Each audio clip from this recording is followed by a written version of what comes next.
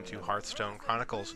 My name is Rob, and in this episode we're headed back to Blackrock Mountain because the Blackrock Spire is open. So we are into week 3 of the adventure. In last week's episode, essentially, we defeated Ragnaros, and it was pretty much revealed that the dragon we've been talking to this entire time is the true villain, but kind of got that vibe from the beginning. So not really a surprise. Alright, so let's take a look at our first boss. Slayer of Ragnaros. What are you doing in Blackrock Spire? And his hero power is to destroy a random damaged enemy minion. So, seems like a job for my cleric deck. Pretty straightforward there. I'll just make a habit of healing my minions, making it harder for him to kill them off. Sometimes you get weird starting positions. They'll have a different amount of life. They'll have minions already on the table. Anduin versus High So we'll see. Don't see any minions. I will pitch the 2 high-costed cards. Hopefully draw something smaller than a 5 and a 6. And I will draw a 5 and a 6. So, no. And he's at 30 life, so it looks like it's a fairly standard setup on his side of the board. Hard decision. Why are you here? Ragnaros is dead. You should be celebrating. Turn to Ogre Brute. So that's pretty aggressive. I will go Dome, play the Acolyte of Pain. Mind if I roll need? So we'll each draw a card off my attack with Acolyte into the Loot Hoarder, and I'll heal. Oh, I always played too quickly off that Acolyte draw. If I could have dropped Cleric there, I could have drawn an extra card when I healed. Oh well. There are no Ragnaroses up here. Now, Your quest is it seems more likely, yeah, I'm going to drop the Sludge Belcher because the Cleric could possibly just die and I won't be able to draw off of her. So there's another 50% chance to attack the wrong enemy guy, so I wonder if that's a theme in his deck. Could very possibly be. Light Bomb just in case, but instead I'm going to throw down the Windrunner. Looks like I could see some potential setups for nice situations here. Yeah. So Acolyte of Pain into the 4-1, Windrunner into the 5-6, or 6-5, and I grab myself a fully healed 6-7, and Fugan, heal myself. And yeah, it's a very nice exchange. Windrunner typically doesn't even work out that well. One shot. So it says to smash Fugan. Okay, so a lot of guys that have a 50% chance of attacking the wrong enemy. It looks like a lot of guys who deal 1 damage. Of course, dealing 1 damage lets him set up his hero power, so that's useful if I were playing his deck. We'll just clear the board here so he can't smash in and use his hero power. Another Ogre Brute. I'll give him charge. back to work. Okay, so he's out of mana, so he can't use his hero power. And when he tries to smash in and finish the job, he goes to the wrong direction. So that was nice. So Stalag would trigger its Death Rattle if I played that. I can Holy Nova, take out the Taskmaster, maybe Shadow Word Death the other guy. Yeah, that's probably what I'll do. Holy Nova, and then Shadow Word Death the remaining guy, and then smash in for 9. No, I top deck Holy Smite. I'll just cast Holy Smite. That will work out nicely. And yeah, I have enough to kill myself. So that worked out quite well. I love drawing cards off Cleric.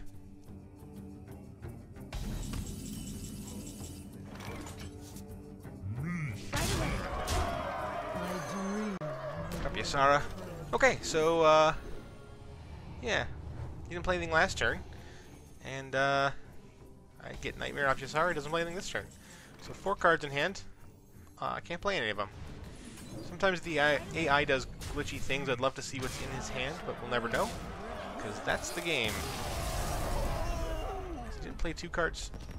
He skipped 2 turns, essentially. So I'd be curious as to what he can do. Or couldn't do. Alright, so the card, as you get as a reward, is Core Rager, a Hunter card. I don't see it necessarily being run in the aggro Hunter build, maybe as a finisher, but your hand has to be empty for it to be the 7/7. So it feels more like a Hunter control type card for me, but that typically plays higher. So I'm not sold on it, to be honest. So maybe Hunter aggro at the end of the day. Like you run one of, hopefully you empty out your hand and drop it as a 7/7. So on to general. The back button is at the bottom of your screen. Today, passive hero power, everything costs 1. You only get 1 mana crystal. So you're basically playing 1 spell a turn.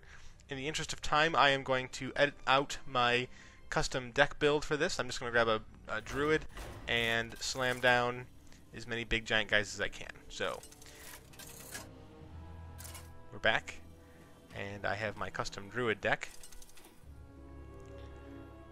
Malfurion versus General Drakisa!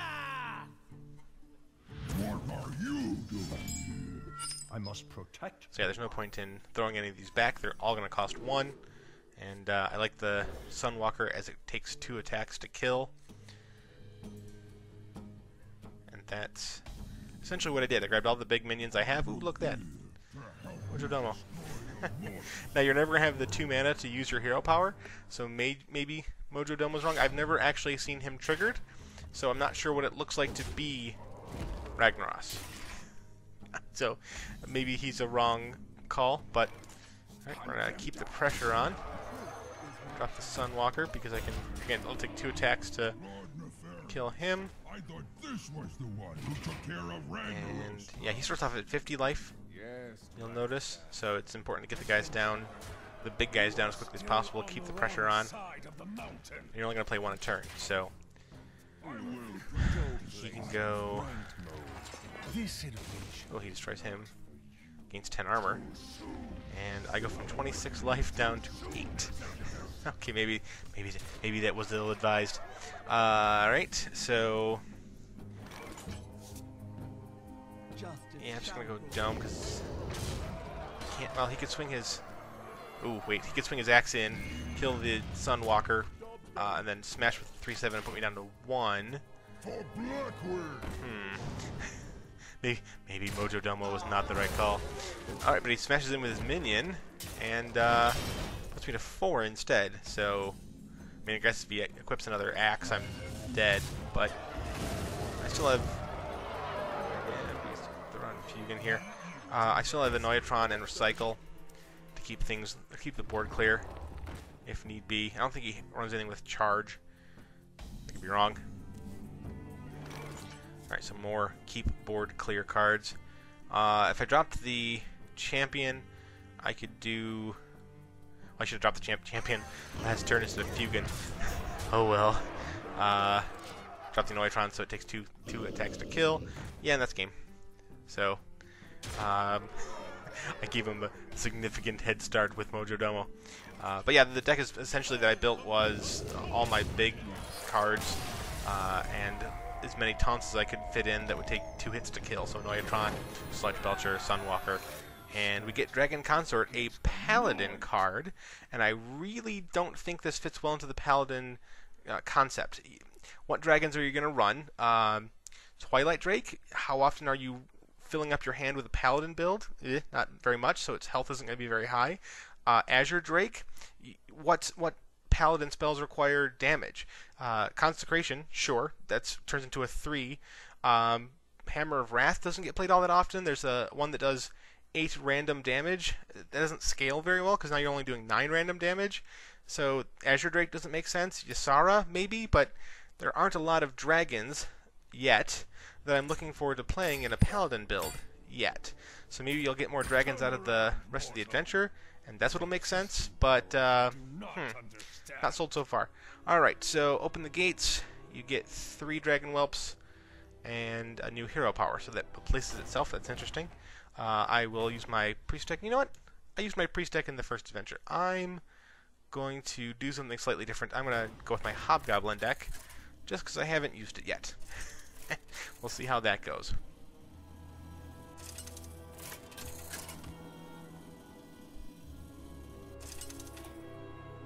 I just can't think of a dragon that a paladin would want to play, making dragon consort useful yet. Maybe I'm not familiar enough with the dragons in the game so far, but there's just nothing that makes me jump up with joy for that. So all three of those are 3-drops. That's a little high on the curve for this deck, actually. You'll see, yeah, I get Hobgoblin and then 2 1-drops, which are more reasonable. I will go ahead and stay on curve here. I'm not going to play the Annoyatron on turn 2. On turn 2, I'm going to make a Silverhand Recruit. Okay, so he's going to throw out the 3/1/1s. Because I'm going to wait till turn 5 to play the Hobgoblin and the Annoyatron together. The key to this deck, I think, is... yeah, I'm going to get 3/1 next turn, so I'll throw down the Recruit. Either I take out 2 of his 1/1s, or when he makes the 3... yeah, he makes the 3/1, I can smack into that if he leaves the 1/1 alone. The secret to playing this deck is knowing when to throw down Hobgoblin and knowing when to sacrifice the potential bigger guys with Hobgoblin for the speed of playing them down, essentially. So Young Dragonhawk, I'll take this guy out, and I'll throw down the Squire and the... make a Recruit, just because I want to keep the board as clear as possible.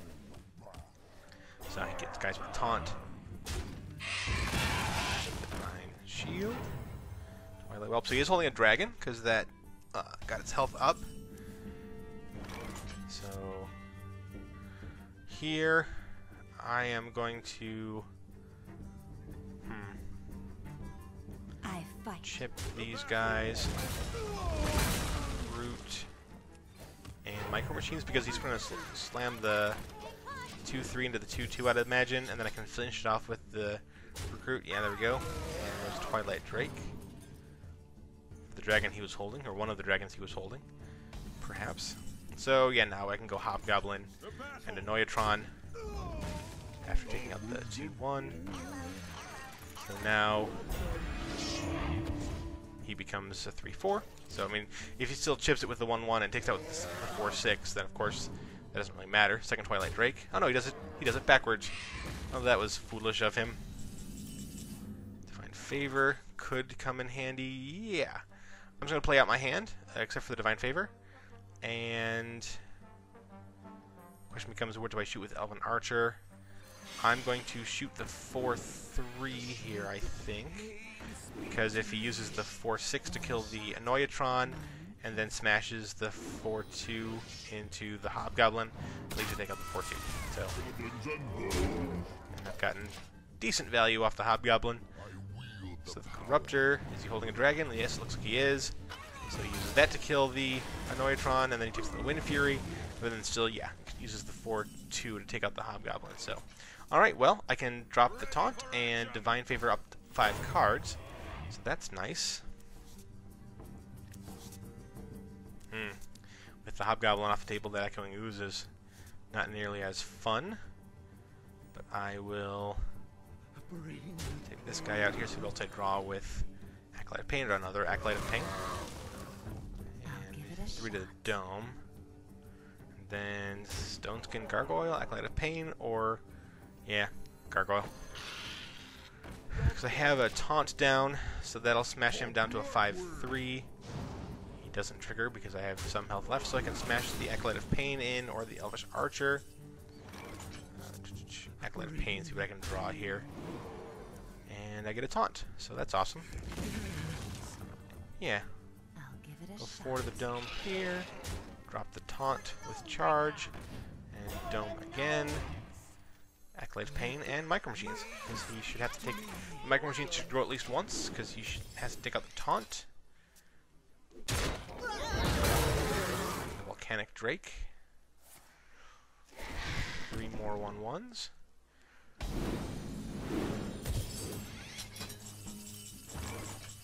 Another Taunt, that's perfect. At least I'm keeping relative board control. The light protects me. I'll give it a shot. 6 minions out, so I can either recruit or throw down the gargoyle. I will throw down the gargoyle. He has a higher health. So I suspect, yeah, that guy's gone. The micro machines is gone. Okay, so I can deal 7 to him. 2 dragon consorts back to back. I can deal 7 to him. He will come back and deal 10, 22, 23, 24. And I'm at 24. So I could go dome here, but I would need to deal 1 more damage or I'm dead. I could go dome a lot and chip away at most of his minions. But I got some nice favorable exchanges here. I can chip away with these 2 guys. Trade here, take out his small guys and his big guys. Go under the dome with Acolyte of Pain. I could have drawn with Acolyte of Pain instead. In fact, I probably should have. Like in hindsight, probably should have, because drawing cards here is going to be a little important. But I do get my Imp Master down. Okay, he takes out both gargoyles. And he will take out the Acolyte of Pain. Alright. So, here's Taunt. The Echoing Ooze would be nice. Okay, so... My work is paramount. Is he holding a dragon? No, so that stays at 2-4. So no more dragons in his hand, currently. Let's go dome here. One shot.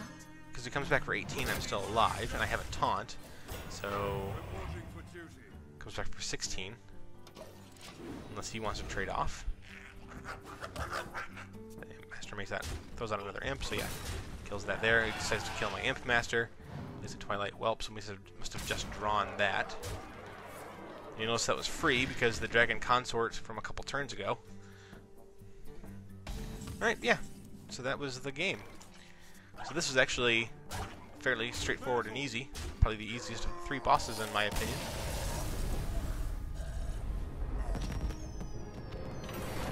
So we'll see what we get for this. Dragon Egg. Dragon Egg's an interesting card. It's a neutral, so anyone can play it. It's not like the Anaxramus Egg, because it isn't Death Rattle. So it's whenever this minion takes damage. So maybe Warrior plays this, because it can deal damage to all minions a couple times. The second time it's probably going to kill the 2-1. Maybe Priests play it, because they can increase the health. I'm not sure where it fits in perfectly yet, but it's an interesting card. So... that is this week's set of adventures. So we will see the legendary we get is Rend Blackhand. And if you're holding a dragon, destroy a legendary minion. I'm not sure this card works out great. 7 mana for an 8/4, so it dies pretty much instantly if you're playing it on turn 7. You need a legendary, or you need a dragon in your hand and legendary on the board. Maybe you're holding Ysara. Like, I'm not sure what. If there's going to be a dragon-based deck, I guess he'll be a staple. But you'll need a dragon-based deck. So, that's been the adventures for this week. I've been Rob, you've been great, and stay tuned as I handle the Priest and Druid class challenges. Thanks for watching.